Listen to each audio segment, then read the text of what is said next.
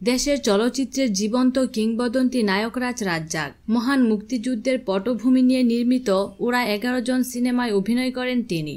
সিনেমাটি পরিচালনা করেন চাষী নজরুল ইসলাম, প্রযোজনা করেন মাসুদ পারভেজ। নায়করাজ রাজ্জাক সহ এই সিনেমার কলাকৌশলীদের সংবর্ধনা দিতে যাচ্ছে বাংলাদেশ চলচ্চিত্র পরিচালক সমিতি।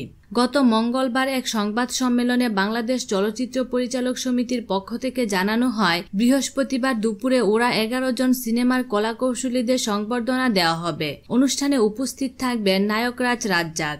বৃহস্পতিবার দুপুর নাগাদ জানা গেল সংবর্ধনায় উপস্থিত হচ্ছেন না রাজ্জাক। সম্প্রতি রাজ্জাককে নিয়ে আপত্তিকর মন্তব্য করেন পরিচালক সমিতির মহাসচিব বদিউল আলম খোকন। এ নিয়ে বেশ জলঘোলা হয়। বৃহস্পতিবার সকালে রাজ্জাকের বাসায় যান খোকন ও সমিতির সভাপতি মুশফিকুর রহমান গুলজার, কিন্তু শারীরিক অসুস্থতার জন্য নায়করাজ রাজ্জাক অনুষ্ঠানে অংশগ্রহণে অপারগতা জানান। 1972 সালে মুক্তি পায় চাষী নজরুল ইসলাম পরিচালিত ওরা 11 জন।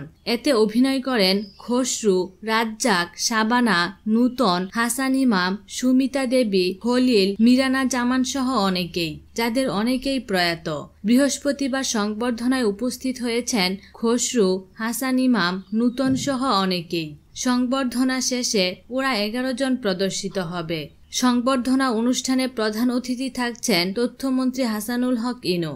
বিনোদন জগতের নিত্য নতুন খবরাখবর জানতে আমাদের চ্যানেলটিতে সাবস্ক্রাইব করার জন্য আপনাকে আন্তরিক ধন্যবাদ।